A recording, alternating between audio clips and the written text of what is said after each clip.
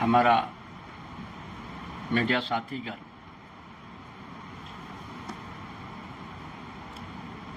झारखंड अलग राज्य होने के बाद दुख भरी आदिवासी का दुख भरी बातों आप लोग को सुनाएंगे।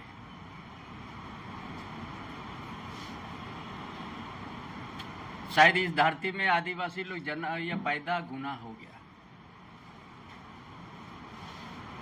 इसीलिए इस बात को हम कह रहा है। भारत आजाद होने के बाद, भारत जब आजाद नहीं हुआ उस समय ब्रिटिश साम्राज्यवाद के खिलाफ में लड़ाई लड़ना पड़ा। अब भारत आजाद होने के बाद 1950 में संविधान लागू हुआ।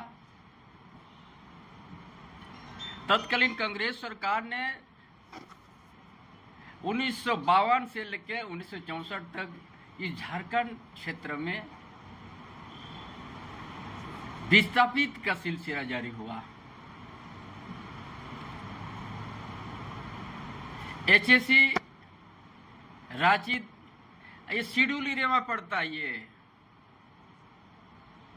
एचएसी में 7000 एकड़ अधिग्रहण हुआ। कितना आदिवासी, कितना मूलवासी गांव उजड़ गया। प्लांट कितना में बना? एचएसी 500 एकड़ में बना। दिल नहीं भरा, उस विस्थापित गौन हो गया उस परिवार। रांची में बहुत सा आदिवासी का जमीन कब्जा हो गया, गांव भी उजड़ते गया।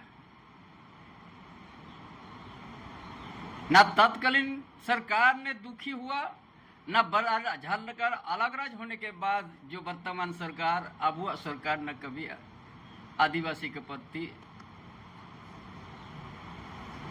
अच्छा संदेश दिया। जो नागरी गांव से जुड़ा हुआ है, लॉ कॉलेज बना आदिवासी का जमीन पर। फिर 1000 एकड़ वहां भी नेचर बदल हो रहा है। फिर नागरी में 227 एकड़। एक ठू बचा था इस रांची 3 विधानसभा क्षेत्र में, रांची, कांके विधानसभा और हटिया। अभी एक भी रेवेन्यू विलेज नहीं बच रहा है। एक ठू नागरी बचा हुआ, तो ये अब वह सरकार उसको बिना अधिग्रहण करके, बिना नोटिस करके अपना सत्ता का घमंड वहां फोर्स भर दिया और काम चालू कर दिया। ना भूमि पूजन तक नहीं हुआ। नगरी गांव का आदमी से एक बात भी संवाद करने भी उसको उचित नहीं समझा। इस देश में, इस राज्य में भी भूमि अधिग्रहण अधिनियम भी है।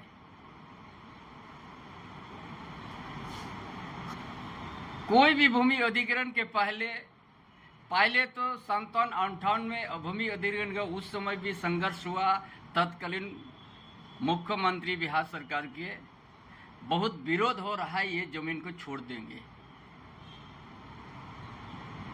लेकिन उसका बाद कंटिन्यू 1912 तक खजना देते आया नागरी ग्राम का, 12-13 तक।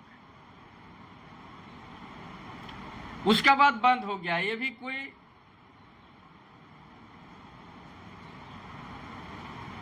कृषि विभाग ना क्या कृषि विभाग के नाम पर अधिग्रहण होता था, बिरसा एग्रीकल्चर, वो भी लिख के दे दिया कि हम अधिग्रहण नहीं किया है। तो हम समझते हैं कि क्या भूमि अधिग्रहण का क्या प्रक्रिया है।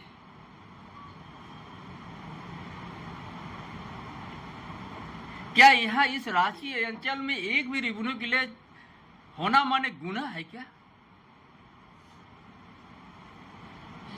आज वहां जबरन वहां पर जेसीबी लगा दिया, नगड़ी गांव में अब चूल्हा जलना बंद हो गया। भूमिहीन कर दिया नगड़ी ग्राम के आदिवासी को।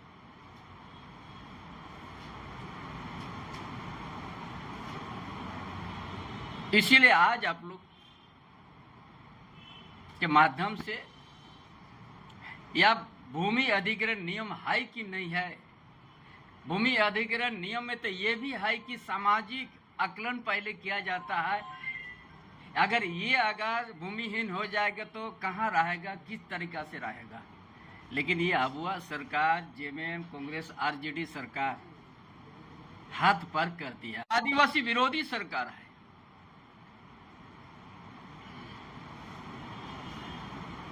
और इसके लिए न्यायालय भी चला जाएगा वहां का परिवार।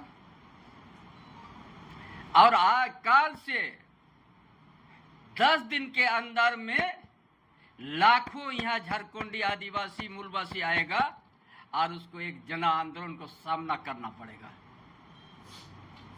ज्यादा दिन नहीं, काल से 7 दिन नहीं तो 10 दिन के अंदर में इतना आदिवासी जुटेगा,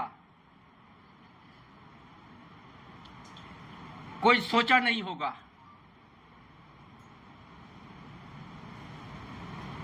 जो वहां पर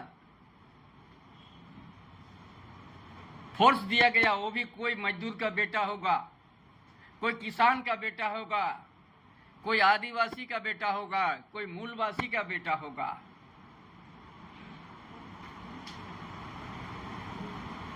लाखों के संख्या में जो आएगा, उसका बाद उसका राइफल कितना ताकत है देखते हैं। क्या समझ लिया यहाँ का आदिवासी को? जब मन तब उसमें बाउंड्री कर दो, जब मन तब घेराव कर दो। व्यवस्था क्या कहता है? अरे जिस गांव को आपने उजाड़ रहा है उस गांव से अब एक दिन भी बात नहीं कीजिएगा। तत्कालीन बिहार सरकार वहां पर पीछे हट चुका था। एचएसी में आज 7,000 एकड़ आपने ले लिया, 500 प्लांट 500 एकड़ में प्लांट बना, बाकी क्या हुआ? बाकी यहां जमीन का दलाली शुरू कर दिया ये सरकार, अबुआ सरकार। 600 एकड़ पहले लिया, फिर कैबिनेट में 500 एकड़ लेके स्मार्ट सिटी बनाएगा, वो भी पैसा देके। वहां का रैयती कहां चल गया? आपका भूमि अधिग्रहण अधिनियम क्या कहता है? जो जमीन आप उपयोग नहीं कर रहे तो सत्ता उसको रैयत को वापस कर दो। यहां आप 70 साल तक ये जमीन में आप कुछ नहीं कर सका। यहां तो कोई कंपनसेशन ही नहीं लिया है, कोई ये लोग को नोटिस तक नहीं किया कि पीढ़ी यहां पर गुजर गया खेती करके। जो लोग सत्ता में बैठे उस समय कोई फायदा नहीं हुआ था। 57-58 में उस समय अधिग्रहण हुआ था, अविभाजित बिहार सरकार किया था, वो भी कांग्रेस था। उस समय अधिग्रहण नहीं हुआ और ये लोग सुना सुनी में अधिग्रहण का बात कर दिया। क्या सरकार चल रहा है कि ये इस इलाका में रेवेन्यू बिल सबको खत्म कर दीजिएगा? एचएससी से आप भीख मांग रहे हैं 500 एकड़ पैसा देके। क्या वहां का मूल रैयतों का अधिकार नहीं है? क्या भूमि अधिग्रहण अधिनियम नहीं कहता है?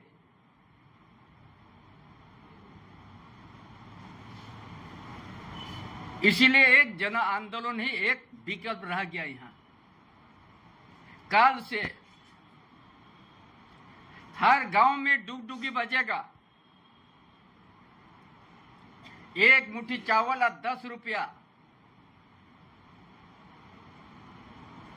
और संदेश देगा 7-10 दिन के अंदर में, कोई भी दिन काल के बाद किसी भी समय यहां पर लाखों आदमी घुसेगा। कोई डेट नहीं, कल के बाद किसी भी समय। काल से चारों कोना पूरा झारखंड प्रदेश में यदि इस जमीन आदिवासी का दर्द है, नगरी क्या वहां का आदिवासी मूलवासी के ऊपर किसी का अगर दर्द है, उनका साथी बनना चाहता है, तो इस नगरी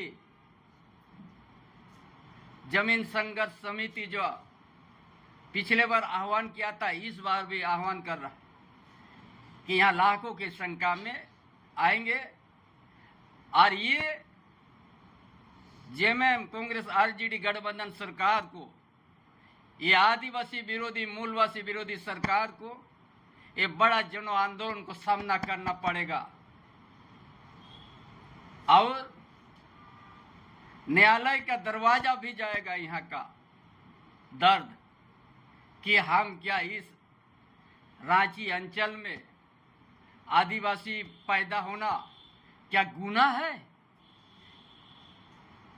कि हमारा इतना उपजाऊ जमीन एचएससी 7,000 एकड़ ले चुका फांका है, वहां रिम्स 2 नहीं बनेगा, नगरी उपजाऊ जमीन ही उन्हीं का ऊपर बनेगा और ये सरकार का तमाशा एक जमीन का दलाली बन गया। एचएससी से 500 एकड़ लेगा और स्मार्ट सिटी बनाएगा। स्मार्ट सिटी में कौन लोग बसेगा? जिसका 100 करोड़ टर्नओवर होगा, 50 करोड़ टर्नओवर होगा, उसका लिए स्मार्ट सिटी बनाएगा और उसी जमीन से यहाँ का आदिवासी को उद्वास्तु कर दिया। भूमि अधिग्रहण अधीन भी यहाँ पर कोई नियम नहीं। शर्म करना चाहिए सरकार। इसीलिए आप लोगों के माध्यम से नगरी परिवार, आदिवासी परिवार का दर्द को आप लोग झारखंड में पहुंचाइए। आपका यही हम लोग समर्थन चाहते हैं और इस बात को काल से हर गांव में यह संदेश पहुंचेगा। अगर आदिवासी के जमीन बचाना है, आदिवासी का दर्द के साथ खड़े हैं, तो नागरी जरूर आइएगा। और जिस हिसाब से आपने पिछले साल 24 तारीख को आपने जन समर्थन दिया, उससे भी 50 गुना ज्यादा यहाँ आइए, ताकि ये सरकार को सबक सिखा देना है कि आप ये पार्लियामेंट सत्ता में नहीं रहोगे, आप जनता ही आपको सत्ता में पहुंचाया है। यही जनता आपको सत्ता से नीचे भी उतारने का ताकत रखती है। इसीलिए कल से हर गांव में हमारा प्रचार प्रसार 7 या 10 दिन के अंदर में या 2 दिन के अंदर भी यहाँ लाखों परिवार घुसेगा और ये जो उनका तानाशाही जो बिना ग्राम सभा वहाँ गांव का बिना नोटिस करके अपना तानाशाही करके जो वहाँ बाउंड्री कर रहा है, ये जनशक्ति उसको रोकेगा या जो हमारा पूर्वज